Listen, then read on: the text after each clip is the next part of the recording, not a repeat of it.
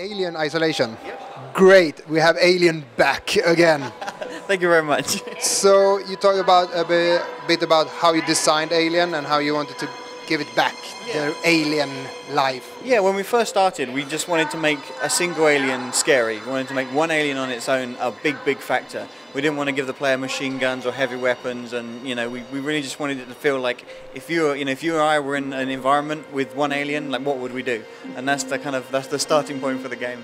You also talked about how to design the place where we are, and it's 79 and it's back from the really look like old, these squares and everything, when the combinations for the locks and thing. How did you think about that when you designed it? How you thought about, like, will someone be scared of that, or? Well, it needs to feel like a lot of people forget in the first film that the environment was really unforgiving. It's like, there wasn't anything that you could use that would help you. I mean, when they first do it, they try and catch the alien with a net and a cattle prod. It's like, and it's that kind of approach that's like, well, you can't find a solution in the environment. The environment's very unforgiving. It's very brutal, and it feels like an oil rig, or it's very rough edges and like nicotine stained walls, and it just feels like a lived-in, natural, gritty place.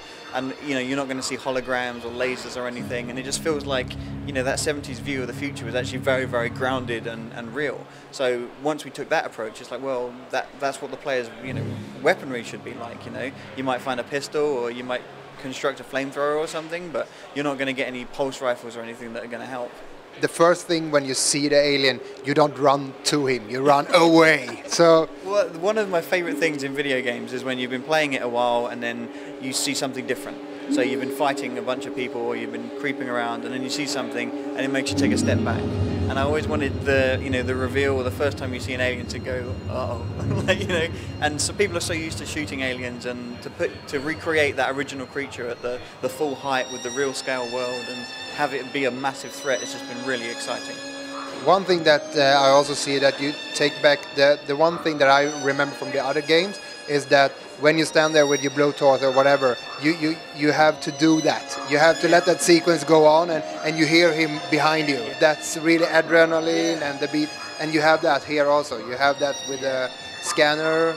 We also have that with the save points, because when you're using a card to save, you're like, come on, and you're looking around in the environment hoping not the alien's not going to come along. So we didn't want anything that was going to intrude on the screen or in the environment to break the vision. So anything you do in the environment is on panels in the world, and you have to hold the motion tracker to use it. And when you're looking at the motion tracker, the background's blurred. And when you're looking at the background, the motion tracker's blurred, and it all just feels like it is very real and chunky and solid. I hear the stuff going on, and that scares the crap out of you.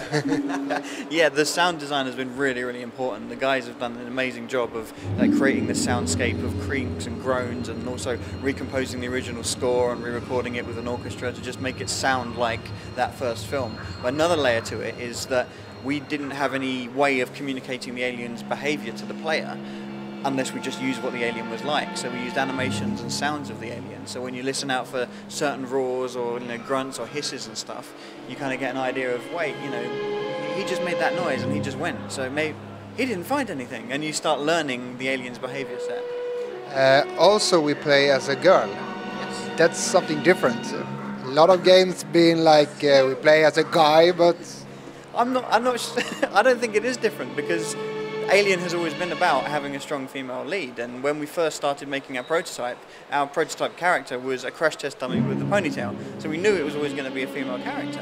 So for us, it just felt natural that it would be, hopefully, a female character, and we ended up choosing Amanda Ripley because it fit the story so well. yeah, I think it's perfect, and I think it's absolutely great to do that. But we've seen so many games. There is a big guy with a flat haircut and stuff. Yeah, exactly. Oh, that guy. I think that the Alien formed that really strong girls, and from all the movies we've seen that even if she have to kill herself or something because taking the alien with her, this is still a strong woman, and I really like that you bring. And Amanda Ripley is really cool. Yeah, because the story of Amanda Ripley is that she's she's grown up without her mother. She's very self-sufficient. She's a very strong character. She's been looking for a mother her whole life, and when she finds out that the black box flight recorder from the Nostromo has been recovered, she's like, you know, this is her link to her mother. So she heads out with Weyland-Yutani to try and recover it, and then she ends up in a very similar situation to her mother, being alone on a station with the alien. And we're looking forward for the game. When do you have like the mind of releasing it?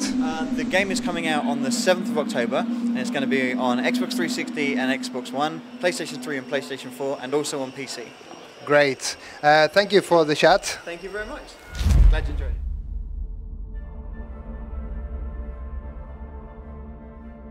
Whatever it was big and...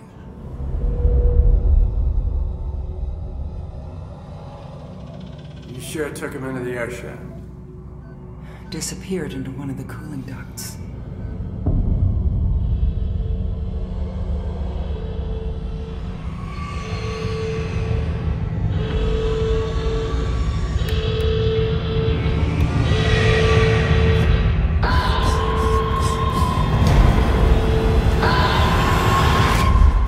This plan is crazy. Some kind of suicide.